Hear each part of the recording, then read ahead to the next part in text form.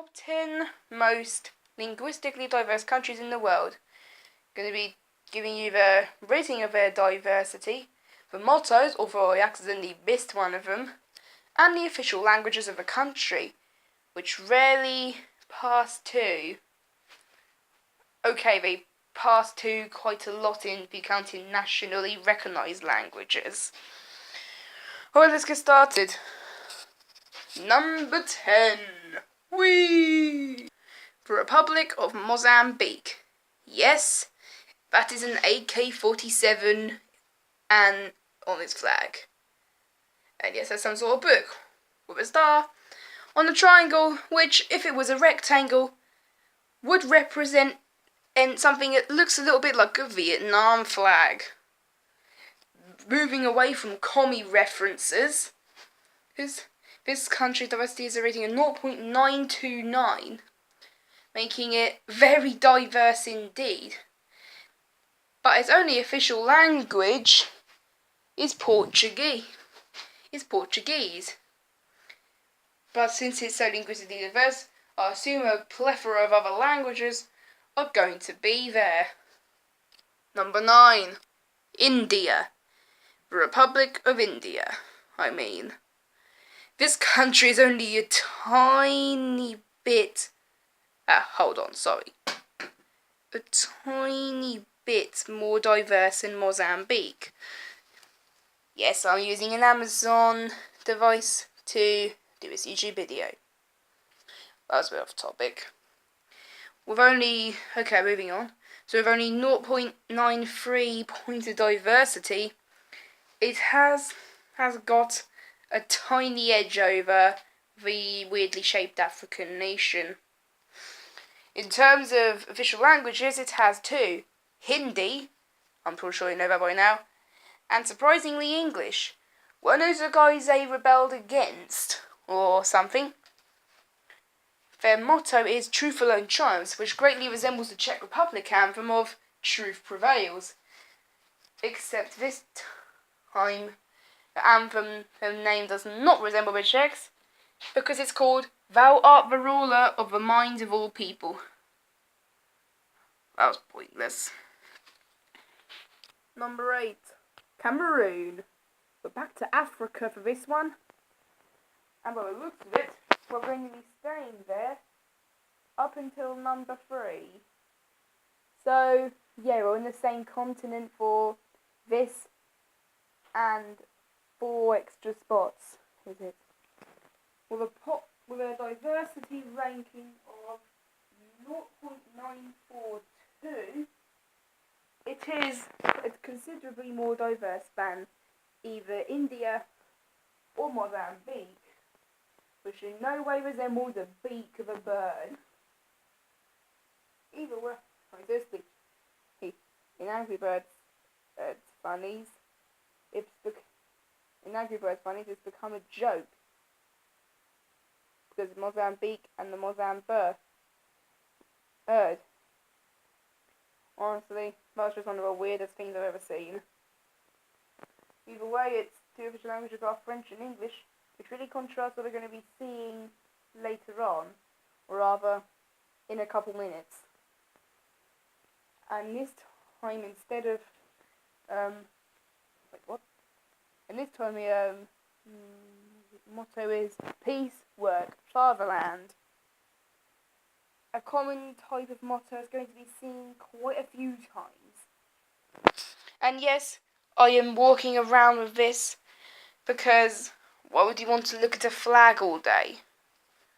And also, I have nothing interesting in this house to look at, apart from a clock with a bunch of numbers on it, some pictures involving this thing, and a bunch of other pictures with a TV from a brand that comes from South Korea, or the Republic of Korea if you prefer. Oh, and there's a fake flower pot as well. Bowl thingy. Number 7. Shifting now to the east for the Democratic Republic of the Congo, with a diversity rating of 0.948. Yes, you just saw the other diversity rating, but I'm not telling you what country it's for. Oh. The official languages of this country are just French, but Lingala, Kituba, Swahili, and Shiluba, or something, are recognised as national or recognised languages. What a surprise! The motto is unity is what? Justice, peace, work. I told you you'd be seeing more of those types of mottos in this list. Yes, that's my brother's rather terrible scooter, especially with that horrible wolf picture on it. Yeah, I'm not a fan of very typical boy scooter stuff. Number 6. With a flag almost identical to Romania's, except for a darker shade of blue. This country's diversity ranking, as you would know already, ranks in at 0.95. Just a minuscule difference between this and its African friend down south. If the African Union goes by anything. Its official languages are Arabic, no surprise, since it is in the area of France where they speak Arabic, and French, most likely because it was a French colony. Nothing else to offer you there other than the motto is called Unity, Work, Progress. More of those, yep. By the way, these are pillow designs. I think you're pretty cool if you ask me. Quite detailed. Number 5. Halfway point, yay. The Central African Republic, with a diversity rating of 0.96, is about, say, 95. Wait, what? It's about just 0.01 of a diversity rating higher than its comrade below. Oh. Also, it has got the weirdest good flag in the world. I mean, seriously, who makes a flag like that? So they just made a trail of blood and split their thing into 2 parts using it. Oh, and added a star there for good measure. Seriously. The official languages are French and Sango, which I assume is native to the Central African Republic and its neighbours, since I've never seen it before until today. Number 4. So at last, not only have we reached the final space for the podium places, or rather just the top 3, because there are no literal podiums anywhere you look, but also the most diverse African nation of the lot. That is, in linguistic terms. In ethnic terms, it may not be as diverse as I once thought. With a diversity rating of 0.965, which is literally level with the one but ahead of it, this country, a union between Zanzibar and another country which I can't remember the name of. Zanzibar was a small island. The official languages, well, there are none.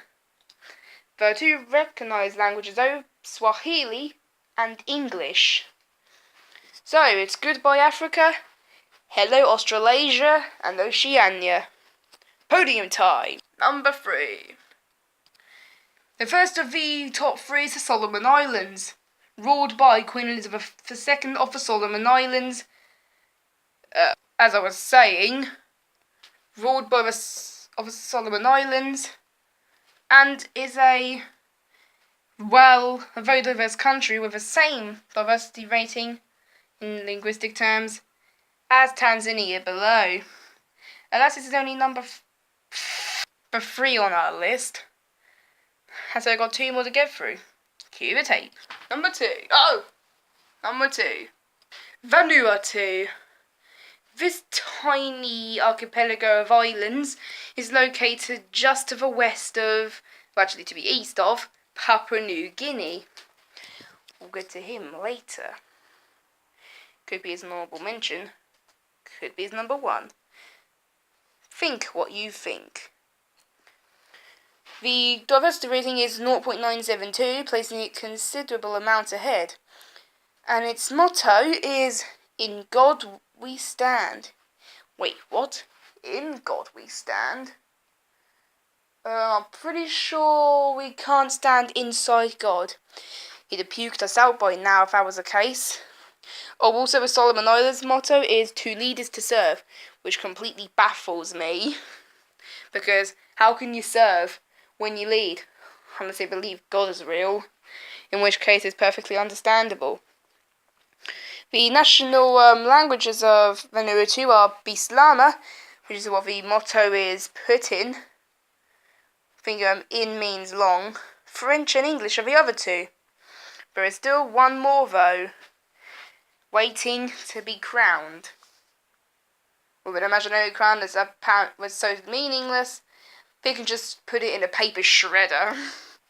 Or in this case, a metal shredder. Time for the honourable mentions now, and they include Angola, diversity rating 0.901. Liberia, with linguistic diversity rating of 0.912. The Ivory Coast, with a diversity rating of 0.917. Gabon, with a diversity rating of 0.919. Minuscule difference. I can't find a flag for Uganda, which has a diversity rating of 0.928 on here. But I can tell you, you probably wouldn't want to look at it anyway. I mean, seriously, it's one of the worst flags I've ever seen.